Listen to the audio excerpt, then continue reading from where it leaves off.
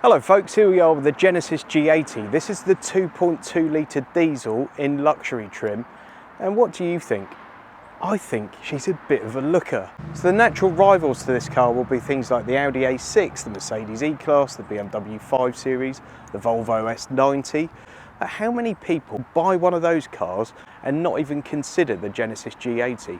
Possibly they didn't even know it existed. Keep watching. Now the screen here is just great to use. You've got a rotary dial here if that's your kind of thing, or you can just go straight in with the touch controls, and it's really good. The sat-nav system you will find better available on the market, but not too many. It's very good, it's straightforward, it works well. I tend to use Apple CarPlay because I change from car to car so often. It's always familiar for me, and CarPlay, as you can see on this screen, is just fantastic. Also, this part of the screen you can customize, so I've got that as a clock, compass, you can have your weather forecast, whatever it is. You've got so much real estate here that you can have a massive Apple CarPlay screen and still have something else on the screen at the same time, which is great. Got these lovely vents, look, it goes right the way from the instrument binnacle all the way across the dash. This one's got a nice real wood trim. I'm not usually a fan of wood trims, but this is lovely. It's very tactile. Very high res screen here for all your controls for your aircon and everything. You do have these lovely luxurious knurled finish controls for the actual temperature. It's just the other bits that are on the touch screen. Nice steering wheel. I prefer a slightly chunkier steering wheel, but this is a nice one. We've also got these lovely knurled rotary metal dials for volume and tuning, which is brilliant. We've also got one on the steering wheel. All the controls are laid out in a sensible and familiar fashion. Nice big storage cubby here, which is quite trick. We've got the cup holder here, again with this lovely sort of matte finish, wood finish. This is a really well sorted cabin, and the materials they've used are first class throughout. The driver's seat's in my usual driving position. I'm about 5'9½", something like that. And as you can see, there's plenty of room here. Headroom's okay, but if you're over 6 foot, it might be a bit tight in here, possibly. Big panoramic sunroof here. We've got these wonderful little touch screens. You can access the climate controls, the map, the nav, weather forecast. You can watch videos, all your aircon controls here. This particular car is very well spec'd. It comes with the executive pack, which gets you some of these little optional bits. Here I can access the rear curtain. Quite pleasing just to watch that thing go up and down, but I am very sad. You've also got heated and cooled seats. Adjust this to a more comfortable position so you can sit back and have a little snooze while the chauffeur's taking you along the motorway. Really, this car is just as nice in the back, possibly nicer even, than it is in the front. This is very well done. The only thing that possibly lets the side down a touch here is there's not tons of room for your feet. It's fine, but it could be a little bit roomier under the seats, but I am being very picky with that.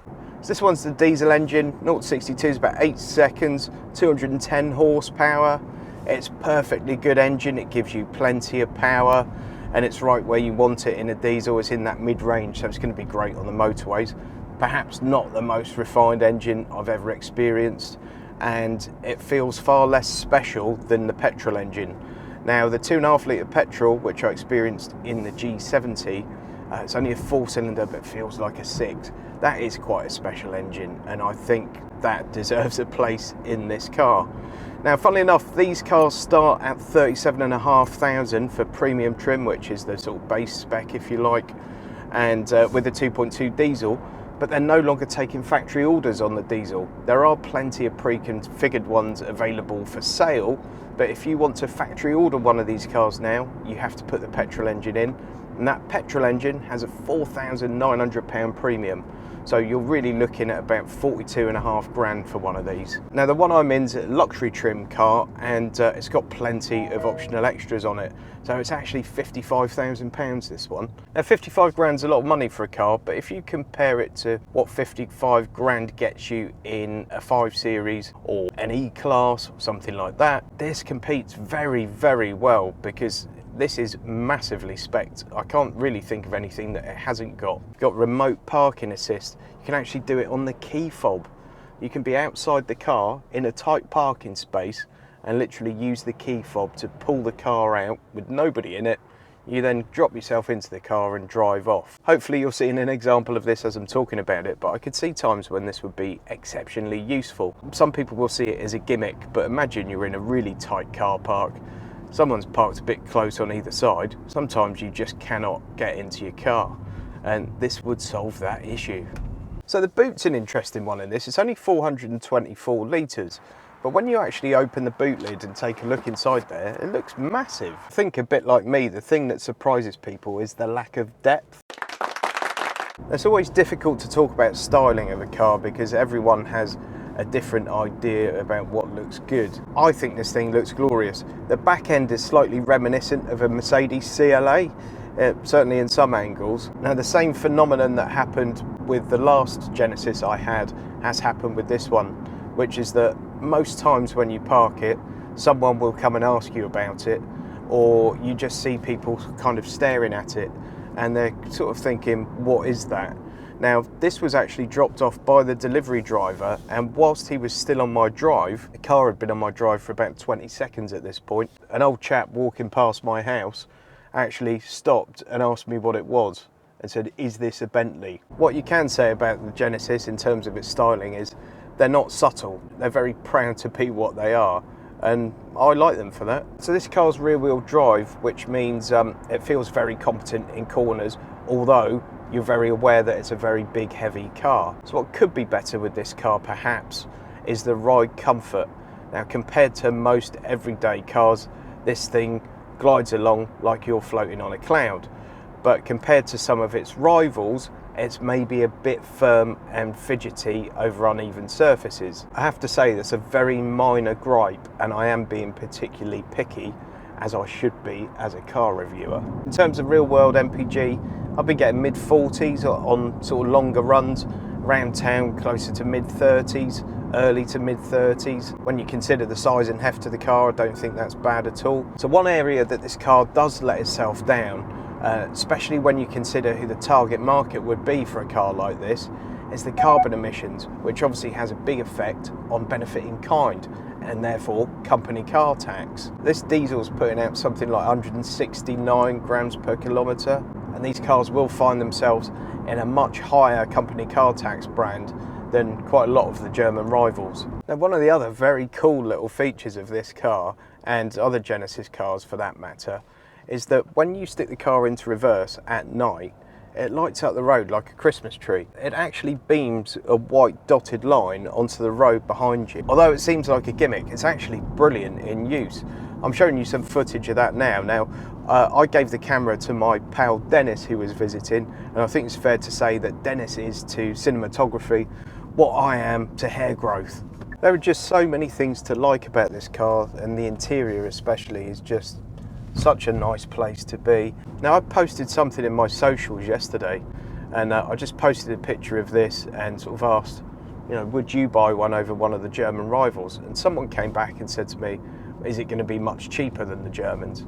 And my response was, it doesn't need to be. And I'll stand by that, really. As it happens, I think this is a bit cheaper than most of the German rivals, and certainly if you look at value for money in terms of the spec you get on one of these compared to one of the German rivals, it's certainly a lot cheaper. But the product at times feels more premium. So as has become a bit of a tradition, I like to sum up these reviews by telling you how I feel about the prospect of this car actually going back. And I'm completely and utterly gutted that this car's going back. The only thing that's sort of helping me through this time of immense emotional distress is the fact that I've got the G80 coming, which is the big SUV brother of this one, if you like. Typically for me, a big saloon car is more me than an SUV. That's just personal taste, but I am very, very much looking forward to spending my time with that. But going back to this one for a second, it's an extremely competent car that more than impresses and really fires a warning shot across the bows of the German rivals. I've got terrible hay fever today, guys. If you're a fellow hay fever hero and you just soldier on bravely like I do, despite being stricken with the hay fever, give this video a thumbs up. I think if this car had a slightly more costing ride, and maybe this diesel were a V6, just to give you that bit more sort of smoothness and refinement, this would be a 10 out of 10 car for me. It's that good. I think as it is, the ride and this particular diesel engine just slightly take away from the refinement that's just sort of offered in spades everywhere else. Everything else about this car is the height of refinement, and that probably makes it an 8 or 9 out of 10 for me, as opposed to a 10. When you think about it, over the years, some Far Eastern brands have come and tried to release premium cars, and they haven't worked. The one major exception being Lexus. And Lexus really do compete 9 times out of 10 with the Germans and with Volvo and 1 or 2 others. What Genesis are doing here means they should absolutely be part of that conversation. I think the danger is that people look at a brand like Genesis and think, oh, it's another Infiniti, you know, it's going to come here, have a go, it won't work, and then off it trots. I really hope that doesn't happen, because these cars are so good, I can only imagine how they're going to develop in years to come. So if you're currently in the market for a BMW 5 Series or 7 Series, an Audi A6, a Volvo S90, do yourself a favour and come and check one of these things out. They are phenomenal cars, they're very, very well built, they're so luxuriously appointed it's untrue. These things are not only rivaling some of the more established brands, in a lot of ways they are already overtaking them, and I can only see good things happening for the future of Genesis if people give them a chance. But don't take my word for it, go and check one out. This is not a sponsored video in any way, shape or form. I just think these cars are that good. You owe it to yourself to check one out before you go and order one of the rivals. Thanks ever so much for watching, folks. Give this one a thumbs up and please subscribe if you haven't already done so. And remember to follow me on the social medias. Hope to see you next time. Thanks.